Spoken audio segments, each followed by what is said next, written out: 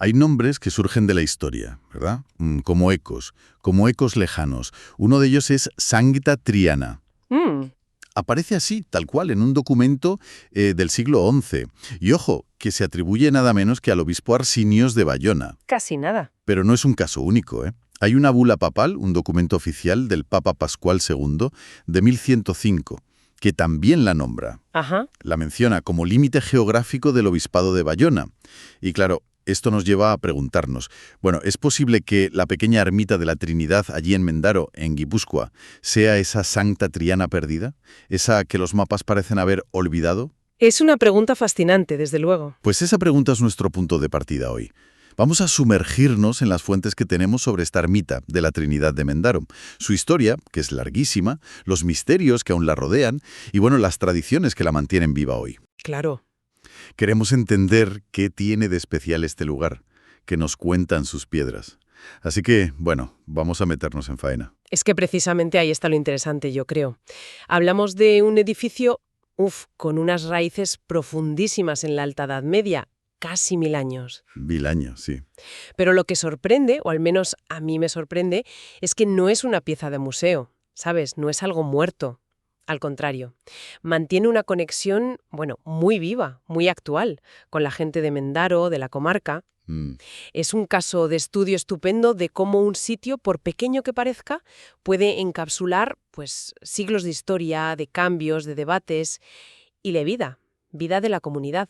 Y empecemos por el principio, por los orígenes. Las pistas más firmes apuntan a una fundación muy temprana, allá por el 1105, más o menos. Sí, Parece que esa fecha estaba o está inscrita en alguna parte del edificio. Lo cual, si es así, es un testimonio directo increíble, ¿no? desde luego.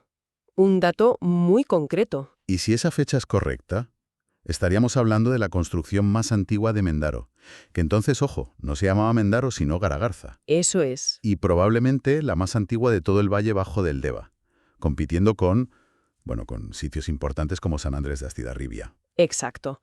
Estamos hablando de un peso pesado en términos de antigüedad. Fue la iglesia primitiva del pueblo, la iglesia matriz. Y fíjate, hay un detalle que recogen documentos antiguos, que nos da una idea de la importancia que tuvo al principio. ¿Ah, sí? ¿Cuál? Se cuenta que los vecinos de Marquina, que está en Vizcaya, al otro lado de la Muga, Sí, sí, en la provincia de al lado. pues subían hasta la colina de la Trinidad para ir a misa.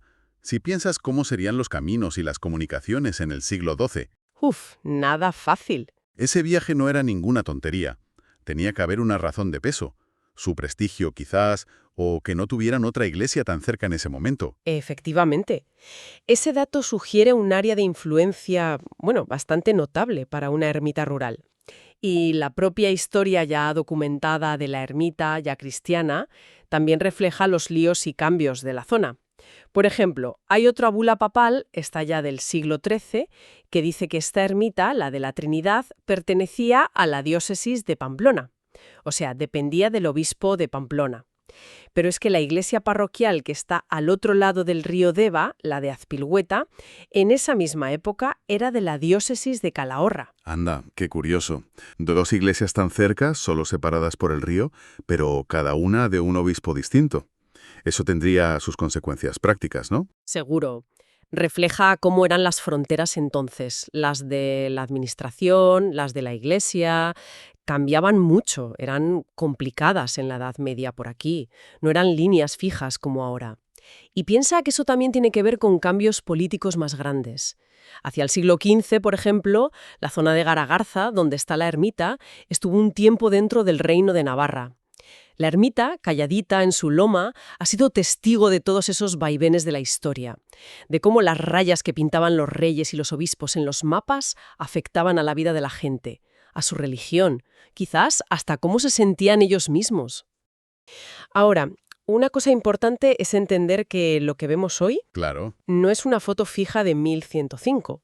Es el resultado de muchas fases, de construcción, de reformas a lo largo de los siglos, sobre todo en la Edad Media. Y eso se ve, ¿no? Se ve a simple vista. En los muros ves una mezcla de técnicas, de materiales. Por un lado, sillares de caliza, esas piedras grandes, bien cortadas, ¿sabes? Sí. En filas ordenadas. típico de construcciones más cuidadas o de momentos con más recursos. Pero luego ves otras partes hechas con cantos rodados. Piedras del río. Eso es, piedras redondeadas, seguramente del Deva, mezcladas con argamasa. Una técnica, digamos, más rústica o de otras épocas.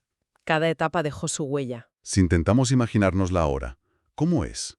Es sencilla, ¿verdad? Sí, líneas muy sencillas. Casi minimalista, pero tiene una presencia fuerte en la colina. Planta rectangular. Simple. Tejado a dos aguas con teja árabe, la tradicional. Y dentro una sola nave. Eso es. La puerta no es muy monumental, no tiene grandes adornos, pero está bajo un porche. Un porche que parece acogedor, con columnas de madera. Sí, sobre unas bases de piedra. Protege la entrada. Te imaginas a la gente ahí hace siglos, refugiándose de la lluvia o del sol, esperando para entrar a misa. Exacto. Y no olvidemos que esta imagen cuidada que tiene ahora es reciente. Hubo una época de abandono muy serio. ¿Ah, sí? Sí. Las fuentes hablan de un estado casi ruinoso. Tejados hundidos, muros que se caían, el atrio lleno de hierbas, nada que ver con ahora. Vaya, o sea que casi se pierde. Estuvo a punto. Y con esa historia tan larga. Volvemos al gran misterio, el del principio. ¿Cómo acaba esta ermita de Guipúzcoa en documentos de Bayona? Ahí está la clave. Hablamos de esa carta atribuida al obispo Arcius. Es verdad que hay historiadores que dudan de si es auténtica. Sí, hay debates sobre eso. Podría ser una falsificación posterior hecha para alguna disputa de tierras o algo así, pero la cosa se pone seria con la bula del Papa Pascual II, la de 1105. Claro, una bula papal ya son palabras mayores. Exacto, máxima autoridad. Y en esa bula, cuando define los límites de la diócesis de Bayona, se lee textualmente: «Usque ad Santa Maiam de Arosteiz et usque ad Santam Trianam». Ujú. O sea, hasta Santa María de Arost y hasta Santa Triana. Ahí está, Santa Triana. Aquí es donde la cosa se pone de verdad interesante. ¿Puede ser esta nuestra ermita? A ver, para entender esto hay que pensar en el contexto. Siglos XI-XII. Una época de definir territorios, de definir quién mandaba dónde. Disputas por todas partes. Exacto. Disputas entre obispados, entre señores, y documentos como esa carta de Arsipedius, sea auténtica o no, y sobre todo la bula papal, surgen justo ahí, para fijar fronteras, derechos. Claro. Y la mención de Santa Triana como un punto en esa frontera de Bayona, pues es muy llamativa. Lo que le da fuerza a la hipótesis de Mendaro es que no conocemos otra Santa Triana. No hay más. Por lo que sabemos de mapas y documentos de la época, no aparece ninguna otra Santa Triana en toda esa zona fronteriza que encaje geográficamente. Es la candidata más lógica, sí. Y mantiene viva esa pregunta de cómo se veían los mapas, las diócesis, en plena Edad Media. Fascinante. Es increíble, sí. Un nombre en un papel. Pero demos un salto grande en el tiempo. Porque la historia no acaba ahí, ni mucho menos. No, claro. Llegamos al siglo XX, principios del XXI, y nos encontramos con esa imagen de abandono que decías. Casi una ruina. Sí, un panorama desolador. Parecía que se acababa. Pero entonces pasó algo bonito. La propia gente de Mendaro dijo: hasta aquí hemos llegado, no la vamos a dejar morir. La comunidad reaccionó. Sí, un grupo de vecinos y vecinas, pues por cariño al lugar, a su historia, tomaron la iniciativa. Se arremangaron, como se dice, se pusieron manos a la obra. Buscaron ayudas, organizaron trabajos. Un esfuerzo colectivo de verdad. Y eso es fundamental en su historia reciente. Ese impulso de la gente consiguió mover también a las instituciones. Y al final, con apoyo económico y técnico, se pudo hacer una restauración integral. En serio, ¿eh? No fue solo pintar, fue consolidar muros, rehacer el tejado. Una obra importante. Muy importante. Y todo acabó en 2009, con una reinauguración muy emotiva. Pero esa restauración trajo algo todavía más singular, algo que la conecta de una forma muy especial con la Mendaro de hoy. Me refiero al mural, el gran mural que tiene en una fachada lateral. Ah, sí, el mural de Ushijima. Exacto. No es pequeño, ¿eh? Ocupa bastante y llama la atención. Y es obra de un artista japonés que vive por la zona, Nori Ushijima. Correcto. Y lo importante no es solo que haya un mural, es el tema del mural. Claro. Rompe totalmente con lo que esperarías en una ermita de 1000 años. Totalmente. Porque el mural no es la Santísima Trinidad, ni santos, ni escenas de la Biblia. No, no. Se titula Bautismo de Agustín Berasaluce. Es un homenaje directo y muy sentido a un vecino de Mendaro muy conocido, Agustín Berasaluce. Una figura local importante. Sí, era montañero, director del coro, una persona muy querida. Falleció en un accidente de montaña en 2008 con su compañero Antón Piñel. Sí, una tragedia. Y el mural lo representa a él, como en un bautismo simbólico. Pero lo más fuerte es que la gente que le rodea no son ángeles ni nada de eso. Son retratos de gente del pueblo. Vecinos y vecinas de Mendaro. Exacto. Gente de hoy. A ver, pensemos en lo que significa esto. Porque es muy potente. Es audaz y bonito a la vez. Coge un edificio viejísimo, cargado de historia religiosa, medieval, Sí. y lo resignifica. Lo ancla en la memoria más reciente, más viva, de la comunidad. Es como decir, este sitio no es solo pasado, es nuestro, de la gente de Mendaro de hoy, y sus muros pueden contar nuestras historias. Las historias actuales. Las historias actuales, los afectos, las pérdidas, los homenajes. Se cambia la iconografía religiosa tradicional por un héroe local, un vecino, en un espacio sagrado. Visto así, es muy rompedor. Es una forma muy contemporánea de afirmar la identidad local. Mezcla lo antiguo con lo que se vive ahora. No es solo un adorno, ¿eh? Es una reapropiación simbólica muy fuerte. Y esa conexión con la gente, no es solo por el mural, sigue muy viva en las tradiciones. La más importante, claro, es la romería. La romería de la Trinidad, ¿sí? Cada año, el Día de la Santísima Trinidad.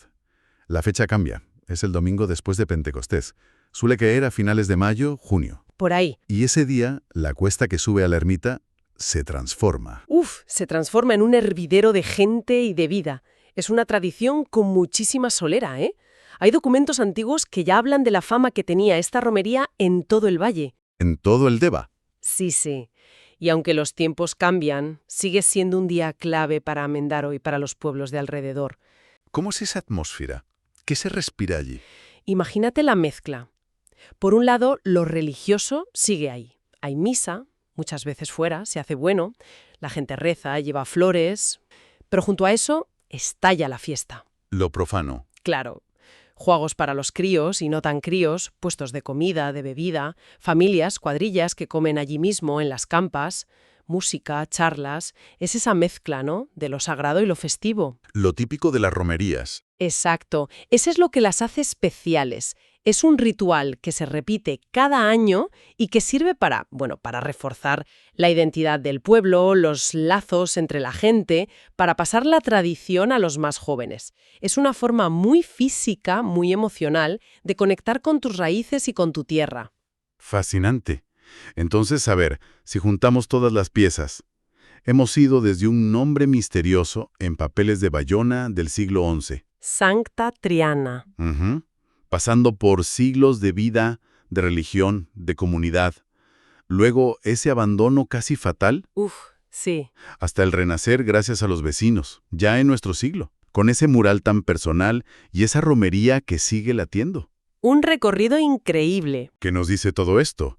Pues que la ermita de la Trinidad es mucho más que un edificio antiguo, ¿no? Es un testigo de 1000 años de historia, sí, pero sobre todo, es un nexo, un punto de encuentro vivo entre el pasado más lejano, la memoria reciente y la gente de hoy. Totalmente de acuerdo. Y su valor, yo creo, está justo ahí, en esa complejidad, en esa mezcla de cosas que sabemos, como su antigüedad, y cosas que todavía nos preguntamos, como lo de Sancta Triana. El misterio le da encanto. Le da encanto, exacto. No le quita valor, al contrario. Nos recuerda que nuestro patrimonio, el que tenemos al lado de casa, muchas veces guarda secretos. Preguntas que invitan a seguir buscando. Pero más allá de eso, el legado real, el más importante, es intangible. Es esa conexión emocional, ¿sabes? Sí. Esa conexión que la gente siente con el lugar, que lo reconocen como suyo, como parte de su historia, de su identidad. Sin duda. Y al final, cuando ves la ermita, sobre todo al atardecer, ¿no?, con esa luz dorada o de noche iluminada, es imposible no pensar en toda la gente que ha pasado por allí.